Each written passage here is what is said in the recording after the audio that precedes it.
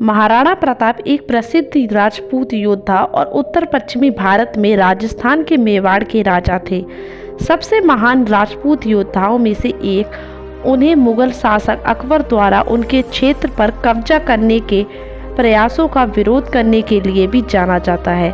अन्य पड़ोसी राजपूत शासकों के विपरीत महाराणा प्रताप ने बार बार शक्तिशाली मुगलों के सामने झुकने से इनकार कर दिया और अपनी अंतिम सांस तक बहादुरी से लड़ते रहे।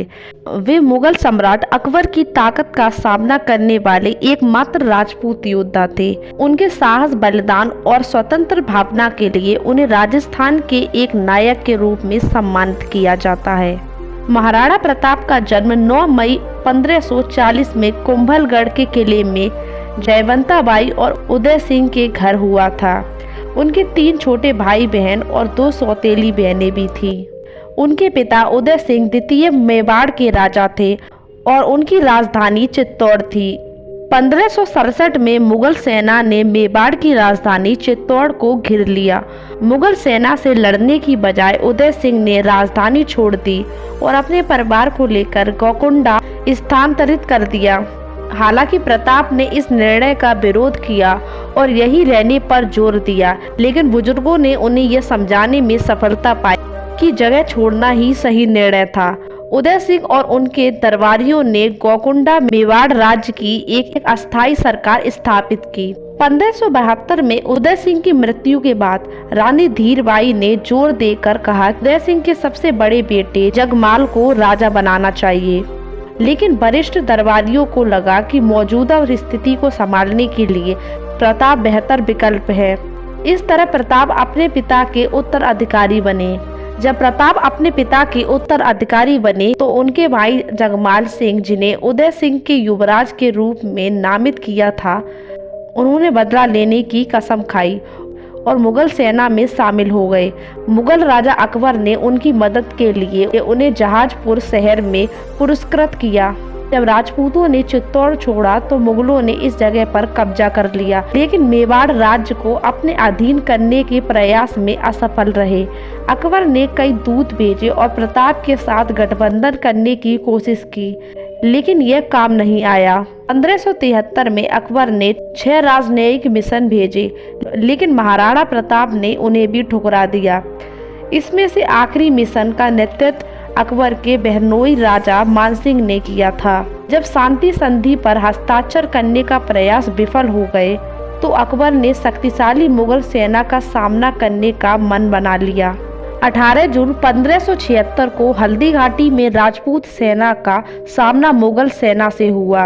इतिहासकारों के अनुसार यह अब तक की लड़ी गई सबसे भीषण लड़ाइयों में से एक थी, जिसमें मुगल सेना की संख्या राजपूत सेना से अधिक थी। मेवाड़ सेना की कमान रामशाह तंवर और उनके बेटे चंद्रसेन जी राठौर, रावत कृष्ण दास जी चुंडावत और मानसिंह जी झाला के हाथों में थी। युद्ध 4 घंटे तक चला और मेवाड़ की ओर से भारी जनहानि हुई, जबकि मुगलों ने केवल 150 सैनिक खोए और 350 घायल हुए। महाराणा प्रताप पूरी तरह घायल हो गए, लेकिन पास की पहाड़ियों में भाग गए। हालांकि मुगल मेवाड़ के कई हिस्सों पर कब्जा करने में असफल रहे, जिसमें गोकुंडा और अरावली के कुछ क्षेत्रों को छोड़कर आसपास के इलाके शामिल थे, लेकिन वे महाराणा प्रताप को बाहर निकालने में असमर्थ रहे, जिन्होंने गोरिल्ला रणनीति के माध्यम से मुगलों को परेशान करना जारी रखा। जिस क्षण अकबर का ध्यान दूसरी जगहों पर गया, प्रताप अपनी सेना के साथ छिपकर बाहर आए और सफलतापूर्वक अपने प्रांत में पश्चिमी क्षेत्रों पर नियंत्रण हासिल कर लिया। पंजाब में मिर्जा हाकिम के आक्रमण और बिहार और बंगाल में विद्रोह के बाद अकबर ने इन समस्याओं से निपटने के लिए अपना ध्यान केंद्रित किया, जिसके परिणाम स्वरूप मेवाड़ पर मुगलों का दबाव कम हो गया। 1585 में लाहौर चले गए और अगले 12 वर्षों तक उत्तर पश्चिम में स्थित पर नजर रखने के लिए वहीं रहे। इस अवधि के दौरान मेवाड़ में कोई भी मुगल अभियान नहीं भेजा गया। प्रताप ने इस स्थिति का फायदा उठाया और गोकुंडा, कुंभलगढ़ और उदयपुर स्थित पश्चिमी मेवाड़ पर फिर से कब्जा कर लिया। महान योद्धा मुगल साम्राज्य के खिलाफ लगातार संघर्ष के दौरान लगी चोटों के कारण 29 जनवरी 1557 को 56 वर्ष की आयु में निधन हो गया। उनके सबसे बड़े बेटे अमर सिंह प्रथम ने मेवाड़ की गद्दी संभाली। महाराणा प्रताप की 11 पत्नियां, 5 बेटियां और 17 बेटे थे। हालांकि उनकी पसंदीदा पत्नी उनकी पहली पत्नी महारानी अजप्ते पवार थी। उन्होंने 1557 में पहली बार विवाह किया। 1559 में उनके पहले बेटे अमर सिंह प्रथम का जन्म हुआ, जो बाद में उनके उत्तराधिकारी बने। कहा जाता है कि राजपूत एकता को मजबूत करने के लिए प्रताप ने 10 और राजकुमारियों से विवाह किया था। प्रताप ने अपने जीवन का एक बड़ा हिस्सा जंगलों में बिताया था और यह भी कहा जाता है कि एक समय ऐसा भी था जब उनके परिवार को घास से बनी रोटियां खाकर गुजारा करना पड़ा था। महाराणा प्रताप को अक्सर भारत का पहला स्वतंत्रता सेनानी माना जाता है, क्योंकि उन्होंने अकबर के नेतृत्व वाली मुगल सेनाओं के सामने आत्मसमर्पण नहीं किया था। बताया जाता है कि महाराणा प्रताप की लंबाई 7 फुट 5 इंच तथा वजन 110 किलोग्राम था। उनकी छाती के कवच का वजन 72 किलोग्राम था और उनके भाले का वजन 81 किलोग्राम था। महाराणा प्रताप की ढाल, भाला, 2 तलवारें और कवच का कुल वजन लगभग 208 किलोग्राम था। महाराणा प्रताप और उनके परिवार को लंबे समय तक जंगलों में रहना पड़ा। वे महिलाओं की गरिमा को बनाए रखने के लिए जाने जाते थे।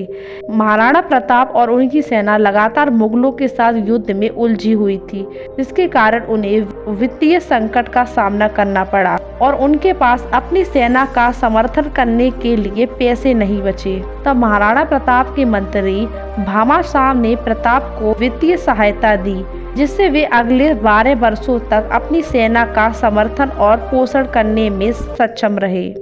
महाराणा प्रताप गोरिल्ला युद्ध रणनीति का प्रयोग करने में बहुत कुशल थे। उनके पास चेतक नाम का एक बहुत ही वफादार घोड़ा था, जो महाराणा प्रताप का प्रिय था। हल्दी घाटी के युद्ध में राणा प्रताप को बचाने के प्रयास में चेतक अमर हो गया। राणा प्रताप ने अपने जीवन का एक बड़ा हिस्सा, खासकर बचपन, अरावली के जंगलों में बिताया। प्रताप को आदिवासी लोग कीका कहते थे। उन्हें राणा कीका के नाम से भी जाना जाता है।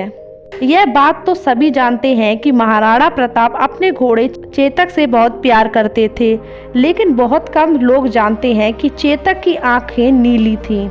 इसी वजह से महाराणा प्रताप को नीले घोड़े का सवार भी कहा जाता था। चेतक के अलावा महाराणा प्रताप को एक और जानवर बहुत प्रिय था, राम प्रसाद के नाम का हाथी। हल्दी घाटी के युद्ध में राम प्रसाद ने कई घोड़े, हाथियों और सैनिकों को मार डाला और घायल कर दिया था। कहा जाता है कि राजा मानसिंह ने राम प्रसाद को पकड़ने के लिए 7 हाथियों को तैनात किया था। तो ये थी महाराणा प्रताप की जीवन से जुड़ी कुछ जानकारी।